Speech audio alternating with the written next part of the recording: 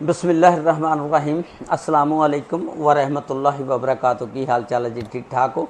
उम्मीद है अल्लाह ताला दे हुक्म दौरान इंशाअल्लाह तुसीं सारे ठीक ठाक होवोगे। अल्लाह ताला सब ते रहमत फरमाए। अल्लाह ताला सब नूं अपने हिफ्ज़ो ईमान दे विच रखे।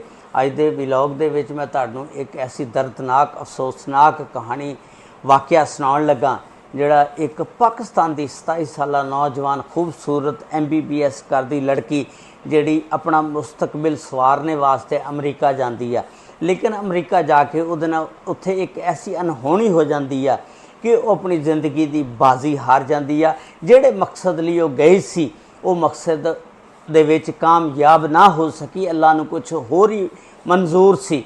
बंदा बड़ा कुछ सोचदा लेकिन हुंदा उही है जो मेरे अल्लाह नूं मंजूर होवे। अल्लाह दी रज़ा दे नाल नाल चलना पैंदा। उहदी मुकम्मल तफसीलात डॉक्टर मरियम शौकत दे नाल ये किस तरह जिहड़ी अनहोनी हुई किदां हुई उहदी मुकम्मल तफसीलात अज दी इस वीडियो दे विच मैं तुहानूं दस्सांगा। डॉक्टर मरियम शौकत जिहड़ी आ ये MBBS पाकिस्तान दे सूबे पंजाब दे विचों गुजरांवाले दे इलाके दे विचों करदी आ। गुजरांवाले दी ये रहण वाली आ। जिस वेले इन्हें MBBS कर लिया इन्हें कहा कि मैं जिंदगी दे विच कामयाबियां समेटां को अपना मुस्तकबिल संवारां। पाकिस्तान दे विच तां तुहानूं पता ही है कि डॉक्टर नूं जिस वेले कोई MBBS करदा कोई नौकरी लभदी है या नहीं लभदी, उस तो बाद फिर जिस वेले प्रैक्टिस करदा कोई 5-7 साल लग जाते हैं मशहूर होने नूं। उन्हें कहा कि मैं अपना बेहतर मुस्तकबिल जिहड़ा ना अमरीका जावां उत्थे जाके बनावां। उस तो बाद फिर वह जिहड़ी डॉक्टर मरियम शौकत आ जिहदी उम्र 27 साल आ अमरीका चले जाती है। अमरीका उन्हां दे शौहर जिहड़े ने वह भी चल जाते हैं। उहदा नाम हुंदा डॉक्टर हमजा जफर ते डॉक्टर जिहड़ी है मरियम शौकत दोनों उत्थे अमरीका जाके सैटल हुंदे ने। सोचते हैं कि असीं इत्थे बेहतर रोज़गार कमावांगे, अपना फ्यूचर जिहड़ा मुस्तकबिल बेहतर करांगे और गरीब गुरबा की असीं मदद करांगे। यह गल्लां सोच के अमरीका चले जाती है। लेकिन अल्लाह ताला दी ऐसी करनी हुई कि एक दिन वह बीमार हो जाती है। उन्होंने चुक के ते न्यू जर्सी के एक हस्पताल दे विच लैके जाया जाता जिसका नाम है रटगर्ज यूनीवर्सिटी।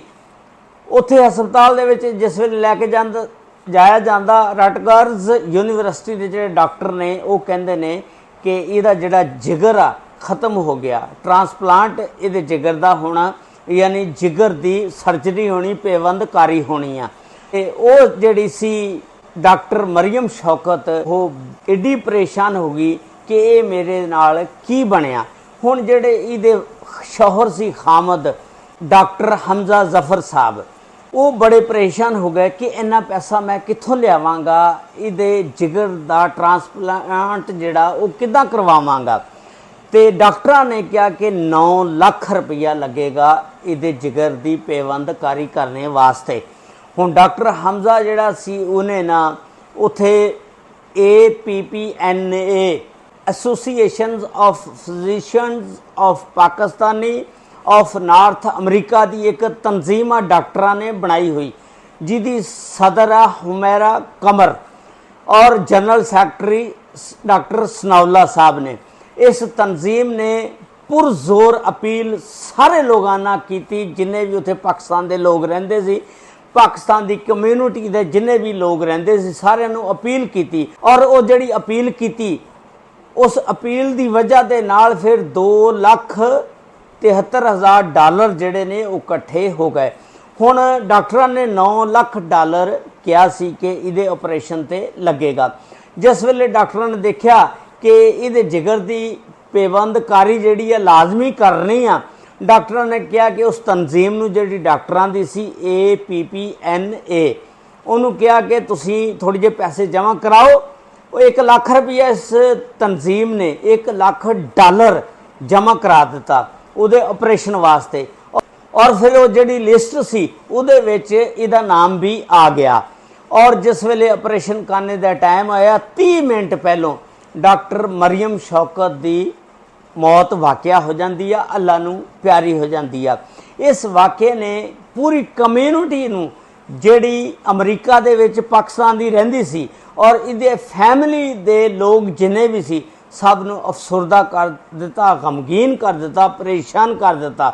ਔਰ ਪਾਕਿਸਤਾਨ ਦੇ ਔਰ ਅਮਰੀਕਾ ਦੇ ਜਿੰਨੇ ਵੀ ਲੋਕ ਸੀ ਸਾਰੇ ਇਸ ਵਾक़े ਨੂੰ ਸੁਣ ਕੇ ਹਿੱਲ ਗਏ ਔਰ ਉਹਨਾਂ ਨੇ ਬੜੀ ਤਗੋ-ਦੋ ਕੀਤੀ, ਕੋਸ਼ਿਸ਼ ਕੀਤੀ ਕਿ ਇਹਨੂੰ ਬਚਾ ਲਿੱਤਾ ਜਾਵੇ। ਲੇਕਿਨ ਤੁਸੀਂ ਦੇਖੋ ਕਿ $1 ਲੱਖ ਜਿਹੜਾ ਜਮ੍ਹਾਂ ਵੀ ਕਰਵਾ ਦਿੱਤਾ ਔਰ ਡਾਕਟਰਾਂ ਨੇ ਫਿਰ ਕਹਿਤਾ ਸੀ ਕਿ ਅਸੀਂ ਫੀਸ ਜਿਹੜੀ ਆ ਅੱਧੀ ਕਰ ਦਾਂਗੇ, ਯਾਨੀ 4.5 ਲੱਖ ਦੇ ਵਿੱਚ ਇਹਦਾ ਆਪਰੇਸ਼ਨ ਕਰ ਦਾਂਗੇ। ਔਰ 2,73,000 ਰੁਪਇਆ ਉਸ ਤਨਜ਼ੀਮ ਨੇ ਜਮ੍ਹਾਂ ਵੀ ਕਰ ਲਿਆ ਸੀ ਤੇ 1 ਲੱਖ ਪਹਿਲਾਂ ਜਮ੍ਹਾਂ ਕਰਾਤਾ। ਲੇਕਿਨ ਬਸ ਅੱਲਾ ਨੂੰ ਨਹੀਂ ਸੀ ਮਨਜ਼ੂਰ, ਪੈਸੇ ਵੀ ਜਮ੍ਹਾਂ ਹੋ ਗਏ, ਸਾਰਾ ਕੁਝ ਹੋ ਗਿਆ। ਲੇਕਿਨ ਉਹ 30 ਮਿੰਟ ਪਹਿਲਾਂ ਯਾਨੀ ਅੱਧਾ ਘੰਟਾ ਪਹਿਲਾਂ ਅੱਲਾ ਨੂੰ ਪਿਆਰੀ ਹੋ ਜਾਂਦੀ ਆ। ਤੇ ਬਹੁਤ ਦੁਖੀ ਵਾਕਿਆ ਸੀ ਜਿਹੜੀ ਡਾਕਟਰ ਮਰੀਮ ਸ਼ੌਕਤ ਖਾਬ ਲੈ ਕੇ ਗਈ ਸੀ ਅਮਰੀਕਾ ਦੇ ਵਿੱਚ, ਉਹ ਸਾਰੇ ਅਧੂਰੇ ਰਹਿ ਗਏ। ਇਸ ਤਰ੍ਹਾਂ ਦੇ ਖਾਬ ਲੈ ਕੇ ਬਹੁਤ ਸਾਰੇ ਨੌਜਵਾਨ ਜਾਂਦੇ ਨੇ ਜਿਨ੍ਹਾਂ ਦੇ ਖਾਬ ਕੁਛ ਤਾਂ ਕਈਆਂ ਦੇ ਪੂਰੇ ਹੋ ਜਾਂਦੇ ਨੇ, ਕਈਆਂ ਦੇ ਅੱਧ ਵਿੱਚ ਹੀ ਰਹਿ ਜਾਂਦੇ ਨੇ। ਜਿਸ ਤਰ੍ਹਾਂ ਮਰੀਮ ਸ਼ੌਕਤ ਦੇ ਖਾਬ ਅੱਧ ਵਿੱਚ ਹੀ ਰਹਿ ਗਏ ਔਰ ਉਹ ਅੱਲਾ ਨੂੰ ਪਿਆਰੀ ਹੋ ਗਈ। ਅੱਲਾਹ ਤਾਲਾ ਡਾਕਟਰ ਮਰੀਮ ਸ਼ੌਕਤ ਨੂੰ ਜੰਨਤੁਲ ਫਿਰਦੌਸ ਦੇ ਵਿੱਚ ਆਲਾ ਮੁਕਾਮ ਅਤਾ ਫਰਮਾਏ ਔਰ ਉਹਦੇ ਲਵਾਹਿਕੀਨ ਨੂੰ, ਖਾਸ ਕਰ ਉਹਨਾਂ ਦੇ ਸ਼ੌਹਰ ਵਾਲदैन ਨੂੰ ਸਬਰ ਜਮੀਲ ਅਤਾ ਫਰਮਾਏ। अस्सलामु अलैकुम व रहमतुल्लाहि व बरकातुहू।